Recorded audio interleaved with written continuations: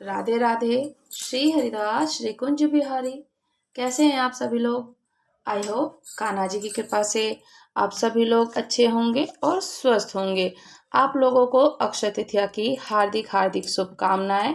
और आप सब लोग कैसे हैं और आपके लाल कैसे हैं, और आप लोग अक्षय तृतीया को किस प्रकार से अपने लाल जी के साथ मना रहे हैं। और बहुत ही शुभ दिन है अक्षय तृतीया में। ठाकुर जी को आज से ही चंदन यात्रा प्रारंभ हो जाती है और मैं उनको पंचामृत से स्नान करा रही हूँ।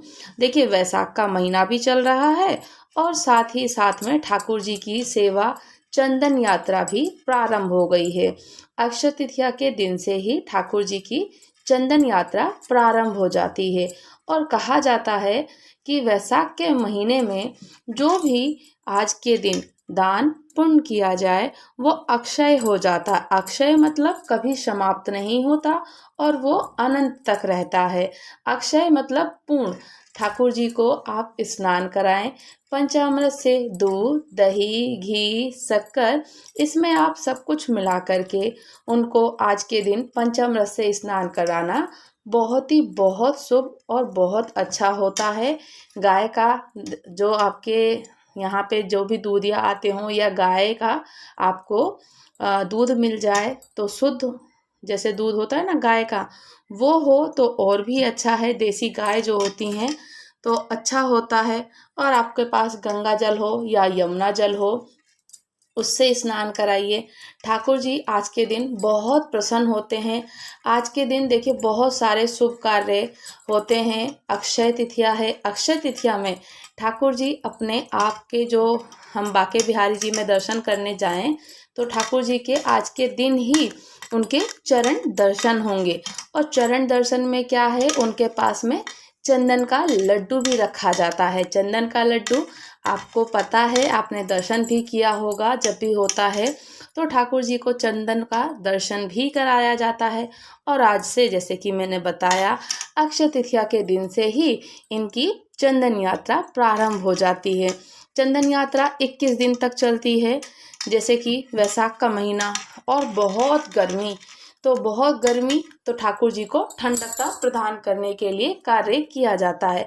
जैसे कि उनको आप आज के दिन अक्षय तृतीया है, अक्षय तृतीया वाले दिन में ठाकुर जी को चंदन का स्नान कराते हैं और चंदन के साथ साथ आप उनको उनके श्री चरणों में, यहाँ हम ठाकुर जी को जब स्नान आदि करा के पधराते हैं तो इनको हम चंदन का लड्डू इनके पैरों के पास रखते हैं। और बांके बिहारी जी में यही होता है। और ठाकुर जी का जब चंदन का दर्शन होता है तो वो लड्डू सबको प्रसाद में वितरित होता है और ठाकुर जी के बहुत सुंदर रूप से श्री विग्रह के दर्शन होते हैं। ठाकुर जी को आप जब चंदन का लेपन करें अपने लाल को, बाल गोपाल को, तो आप उसमें चंदन ऐड करिए। थोड़ा सा चंदन अष्टगंध, या फिर आपके पास में जो भी इत्र हो, ठंडे वाला इत्र हो, जैसे कि एक मेहंदी का इत्र होता है, या फिर गुलाब का इत्र, चंदन का इत्र और खस का इत्र, आप उनमें सब कुछ मिला करके, और थोड़ा सा अगर आपके पास में शुद्ध जो देसी वाला कपूर होता है ना, देसी कपूर भीमसेनी का बहुत अच्छा होता है, तो वो देसी कपूर उसमें थोड़ा सा नामात्रा के लिए मिला दीजिए। और साथ ही साथ में उसमें आप थोड़ा सा जो तुलसी पत्र है, तुलसी पत्र की सूखी हुई डंडी होती है, तो उसको आप घिस लीजिए चंदन की तरह, और फिर वो भी मिला दीजिए और गुलाब जल मिला दीजिए। ये सब चीज़ मिला करके एक मिश्रण तैयार हो जाएगा, जिसमें कि आप उनको ठाकुर जी को, उनको श्री चरणों पे उनको लगाओगे, और या फिर आप उनके पूरे अंग पर धारण करा दीजिए। पूरे अंग पे, मस्तक पर, मुख पर, इनके वक्ष स्थल पर, इनके चरणों में, हाथों पे और पीठ पे इनको धारण कराएं, ताकि इनको पूरी तरीके से ठंडकता प्रदान हो। और मैं अपने लाल जी को घी से और इसमें दही से अच्छे से स्नान, दही लाल को स्नान कराते हैं। बड़े प्यारे और चमक जाते हैं, बड़े सुंदर लगते हैं। ऐसा लगता है कि सोने के हो गए हैं। और मैं ना, ये ना कहिएगा आप लोग कमेंट में कि मैं अंगूठे से इनको, वैसे तो करना नहीं चाहिए बट ऐसे करना चाहिए उंगली से, पर अंगूठे से अगर ना करो तो जब मैं चंदन लगाती हूँ तो थोड़ा इनको यहाँ पे ब्लैकनेस हो जाती है। तो मैं इसीलिए ना हाथों से ये अंगूठे से रब कर दे रही हूँ ताकि ये छूट जाए। इनको अष्टगंध से भी स्नान कराती हूँ तो वो भी सही है, किंतु कभी कभी स्नान कराना बहुत आवश्यक होता है, और ताकि इनका शरीर में जितनी भी ये लग जाती है ना। अब देखिए ठाकुर जी एक बार को कितने सुंदर से चमक जाते हैं, तो इसीलिए मैं इनको थोड़ा सा अच्छे से स्नान करा देती हूँ। साथ ही साथ में इनको मैंने ये गुड़ रखा है, गुड़ को मैं थोड़ा सा दही में अभी ऐड ऑन नहीं करी थी, अब मैं इनको गुड़ से ऐसे ही कराऊंगी। और हम, क्योंकि शक्कर ले लो या फिर आप थोड़ी सी मिश्री ले लीजिए, गुड़ ले लीजिए, लाल को मीठा मीठा लगता है तो लाल को अच्छा लगता है। और इसमें क्या होता है कि इनको ऐसा लगता है कि इनका पंचामृत से पेट भी भर जाता है। ये थोड़ा सा जीभ बाहर निकाल के चाटते हैं, आहा पंचामृत, मजा आ गया, पेट भी भर गया। तो लाल का थोड़ा पेट भी भर जाता है। और अटखेलिया तो करते ही करते हैं ये, ऐसा हो ही नहीं सकता कि ये कहीं ऐसा चमत्कार ना करें। तो इसी के साथ साथ में मैं इनके साथ बातें करते हुए कर रही हूँ इनका स्नान। और आप भी अपने लाल को इसी प्रकार से अक्षय तृतीया पर ठाकुर जी को चंदन सेवा की यात्रा प्रारंभ कर दीजिए। और वैसाख का महीना जो कि बहुत ठंडा होता है, ये हमने डाला थोड़ा सा शहद, तो शहद अब इनको और मीठा मीठा लगेगा तो लल्ला चाट लेगा थोड़ा सा और, है कि नहीं। तो इनको थोड़ा सा अच्छे से हम लोग स्नान करा देते हैं, क्योंकि पंचामृत का स्नान इनको वीकली डेली अगर आप कर सकते हैं तो बहुत अच्छी बात है, बहुत अच्छा है, कराइए। उससे तो कोई सौभाग्य की बात है ही नहीं कि पंचामृत का स्नान इनको डेली हो। बट हम लोग तो डेली नहीं तो वीकली तो ज़रूर करा देते हैं। और इसी के साथ साथ में आप लोग भी अपने लाल की इसी प्रकार से सेवा करिए। अक्षय तृतीया के दिन से ही प्रारंभ हो जाती है चंदन की यात्रा, चंदन सेवा की यात्रा प्रारंभ कर देनी चाहिए, ताकि हम लोगों को लाल जी की उनको शीतलता प्रदान होती रहे। और शीतलता बहुत ज़रूरी है, क्योंकि वैसाख के महीने में बहुत ज़्यादा गर्मी होती है। और गर्मी के साथ साथ इनको दूध से स्नान कराएं। ओम नमो भगवते वासुदेवाय, ओम नमो भगवते वासुदेवाय। इसी तरीके से इनको स्नान करा के आप लोग 21 दिन चंदन की यात्रा जो चलती है, या फिर आप 5 दिन कर सकते हैं। और चंदन की जो सेवाएं हैं, देखिए चंदन मैंने बताया कि आप उसमें लाल जी को थोड़ा सा दूध और स्नान करा दीजिए, और फिर स्वच्छ जल से इनको स्नान कराते हैं। मैं अभी आपको बता देती हूँ विधि कुछ इस प्रकार से कि ठाकुर जी को आप लोग, और ये थोड़ा सा ठंडा पानी होना चाहिए। अगर ठंडा पानी होगा तो इनको और अच्छे से शीतलता मिल जाती है और अच्छा लगता है। देखिए, और वाकई में लाला चमक जाता है। भाई पंचामृत का स्नान ही स्नान है।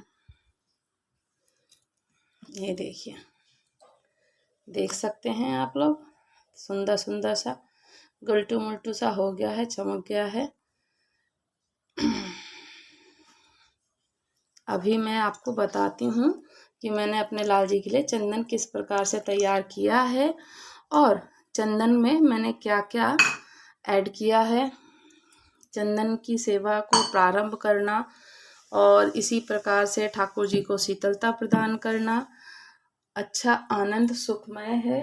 और साथ ही साथ में इनको हम जो स्नान कराएंगे, मैंने इनको स्नान करा के बिठा दिया है पंचामृत से। अब मैं थोड़ा सा इनको पोंछ दूँ जरा, वैसे तो चंदन लगेगा ही। हरि के नाम का जो पारस छू वो बन जाए सोना। ये देखिए, अब इनको स्नान करा दिया है मैंने इनके लिए चंदन बनाया है, जो कि मैं दिखा देती हूँ आपको। चंदन में मैंने अष्टगंध चंदन, साथ ही साथ में इसमें थोड़ा सा भीमसेनी का कपूर, थोड़ा सा मैंने खस का इत्र मिलाया है ताकि उससे और ठंडकता प्रदान हो। और मैंने तुलसी जी की जो काष्ठ है, तुलसी की लकड़ी, उससे थोड़ा सा मैंने इसमें मिला दिया है, मिश्रित कर दिया है। और साथ ही साथ में इसमें आप चाहे गंगा जल ऐड कर दिए और गुलाब जल ऐड कर दीजिए और अपने लाल जी को इसको पूरे शरीर पे लेपन कर दीजिए, या फिर आप उनको उनके मस्तक पर। तो मैं अभी इनको मस्तक पर, और अक्षय तिथिया है, अक्षय तिथिया में तो ठाकुर जी को आज से, जैसे कि मैं बता रही हूँ बार बार, तो चंदन की सेवा प्रारंभ कर दी जाएगी। और मैं इनको इनके मस्तक पर धारण करा के, और ये मैं 1 घंटे 2 घंटे आप रखो या फिर पूरे दिन रखो। अगर आप चाहो तो दोपहर में जब इनको शयन कराते हो तो आप तब उतार दीजिए, या फिर शाम को उतार दीजिए। और फिर इसी के साथ साथ में आप इनको अगर दोबारा नहलाना चाहते हो, वैसे तो गर्मी है, गर्मी में आप उनको ठंडे पानी से नहलाओ, कोई दिक्कत नहीं है। अगर आप दोबारा नहीं नहलाना चाहते तो इनको रात्रि में शयन कराने से पहले इनके सूती वस्त्र से अच्छे से पूरी तरीके से पूर्ण रूप से इनको स्वच्छ कर दीजिए। और मैं इनके वक्ष स्थल पर भी लगा दे रही हूँ, और ताकि 1-2 घंटे तो एटलीस्ट होंगे तो इनको ठंडकता प्रदान होगी। और काफ़ी ठंडक होती है खस के इत्र में। चंदन का भी इत्र बहुत ठंडा होता है, आप वो सब चीज़ें रख सकते हैं। और आज के दिन ठाकुर जी को आप ठंडा ठंडा भोग दीजिए, जैसे कि सत्तू का भोग लगाना बहुत आवश्यक हो जाता है। सत्तू का भोग लगाएं, सत्तू के लड्डू बनाएं, सत्तू का पराठा बना दीजिए, चाहे सत्तू का आप उसको सत्तू का लड्डू बनाकर इनके श्री भोग लगा के दही, मट्ठा, छाछ और ये सारी ठंडी ठंडी चीज़ें इनको दो। दूध ठंडा हो, ज़्यादा गर्म ना हो। और मैं इनके तलवों पे भी लगा दे रही हूँ, और मैं पूरे में इनको लगा दे रही हूँ। कम से कम 1-2 घंटे तो रहेंगे आराम से। और इनके पीठ पे भी, और फिर मैं इनको लंगोट धारण करा दूंगी। ठीक है, आप चाहो तो इनको लंगोट धारण करा देना, और नहीं तो खैर हमारे तो लाल हैं, छोटा बच्चा है, बाल गोपाल है, पर करा देना। मैं ये ठीक है, और इनके श्री चरणों के पास मैंने रख दिया ये। ठीक है। और आज के दिन पता है बहुत सारे शुभ कार्य प्रारंभ हो जाते हैं, जैसे कि आज के दिन केदारनाथ के दर्शन, जैसे केदारनाथ जी के दर्शन, यानी कि उनके पट खुल जाएंगे। आज के दिन अक्षय तृतीया के दिन पट खुल जाते हैं केदारनाथ में, जैसे कि दर्शन होते हैं ना, तो बीच में बंद हो जाते हैं ठंड में। पर आज अक्षय तृतीया है, तो अक्षय तृतीया वाले दिन केदारनाथ जी के पट खुल जाते हैं और दर्शन प्रारंभ हो जाते हैं केदारनाथ जी के, बद्रीनाथ जी के। और आज के दिन अक्षय तृतीया के दिन ही जो कि है परशुराम जयंती भी मनाई जाती है, जो कि ठाकुर जी का ही रूप है। और आज के दिन ही वामन अवतार, ठाकुर जी ने जो वामन अवतार लिया था, आज के दिन ही लिया था, अक्षय तृतीया वाले दिन। तो वो भी वामन अवतार 21 दिन का जो चंदन यात्रा होगी वो भी आज से ही प्रारंभ होगी। साथ ही साथ में देखिए ठाकुर जी को आज बहुत शुभ कार्य जैसे कि दिन होते हैं, तो आज के दिन उनको वामन जी का अवतार लिया था, उन्होंने वामन अवतार लिया। और आज के दिन ही केदारनाथ बद्रीनाथ जी के पट के दर्शन होंगे, पट खुल जाएंगे, और पट खुलने के बाद में दर्शन प्रारंभ हो जाएंगे। ये तुलसी दल में इनके चंद्रिका बना दी, ये तुलसी दल एक एक प्रारंभ हो जाएंगे।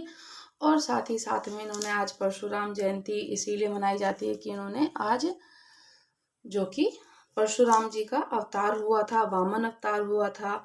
और आज के दिन ही पांडवों को, द्रौपदी को इन्होंने अक्षय पात्र दिया था। अक्षय पात्र मतलब कि जब उनको वनवास मिला था पांडवों को, तो वनवास में उनको अक्षय पात्र देकर ही भेजा था, क्योंकि जब तक द्रौपदी खाना लास्ट में ही खाती थी, अंत में खाती थी, क्योंकि जब तक वो समाप्त ना कर लेंगी तब तक उसमें कभी भोजन समाप्त नहीं होगा। तो वो अक्षय पात्र आज के दिन ही ठाकुर जी ने दिया था पांडवों को। तो आज के दिन बहुत सारे सुंदर कार्य होते हैं, बहुत सारी चीज़ें हैं। जैसे कि बांके बिहारी जी में अगर आप दर्शन करेंगे तो बांके बिहारी जी में आज के दिन ही इनके श्री चरणों के दर्शन कराएंगे। श्री चरणों के पास में इनके लड्डू रखा होता है, चंदन का लड्डू रखा जाता है। तो चंदन का लड्डू मैंने अभी आपके समक्ष इनके शरीर पे लगाया।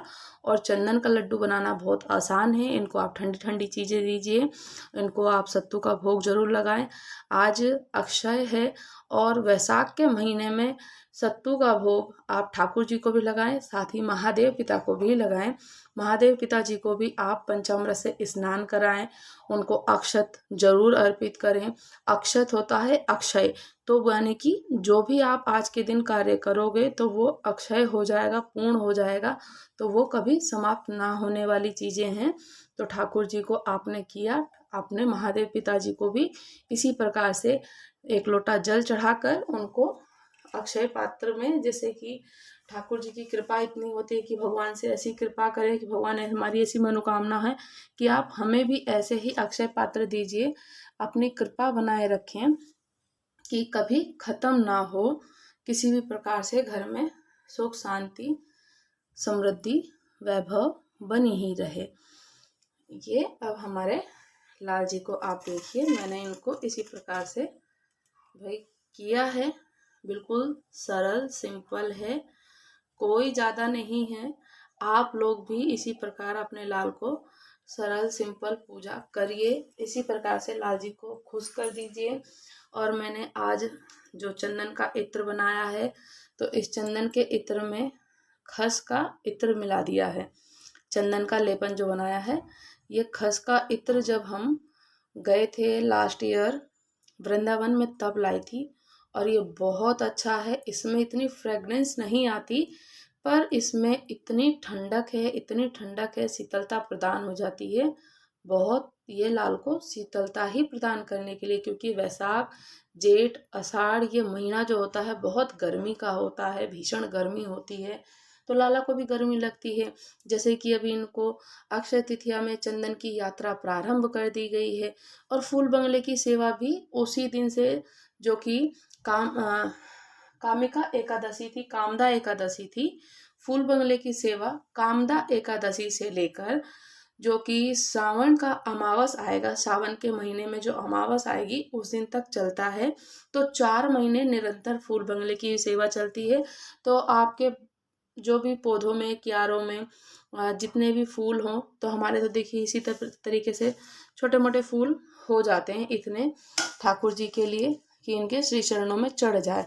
ये खरीदे नहीं है हमने, ये खुद के हमारे गमले में मैंने लगाए हैं जो, तो हो जाते हैं, तो हम इतना लगा देते हैं इनके श्री चरणों में। और तुलसी जी हैं, तो तुलसी जी भी इनके श्री चरणों में मैं रख देती हूँ एक। ये तो आप लोग बताइएगा अक्षय तृतीया में आप लोगों को हमारे ठाकुर जी की श्रृंगार सेवा कैसी लगी। राधे राधे। श्री हरिदास श्री कुंज बिहारी आप सभी लोगों को अक्षय तृतीया की बहुत बहुत हार्दिक शुभकामनाएं। और अक्षय तृतीया पर आप भी अपने लाल जी को चंदन की सेवा जरूर दें, साथ ही साथ में उन्हें ठंडा भोग दें, साथ ही साथ में उन्हें आज के दिन सत्तू का भी भोग जरूर लगाएं, जो कि हम उनको अभी लगाएंगे। और आप लोग कमेंट करके बताना कि आप लोगों को ठाकुर जी की चंदन सेवा कैसे लगी। बिल्कुल सरल सिंपल है और कोई ज़्यादा ताम झाम नहीं करा मैंने। और इसी प्रकार से आप भी कर सकते हैं। अपने लाल की सेवा आपने कैसे करी। और अक्षय तृतीया की आप सभी लोगों को हार्दिक शुभकामनाएं। राधे राधे। श्री हरिदास श्री कुंज बिहारी। अगर आप लोग चैनल पर नए हैं तो चैनल को लाइक शेयर और सब्सक्राइब करना तो बिल्कुल भी ना भूलें। राधे राधे।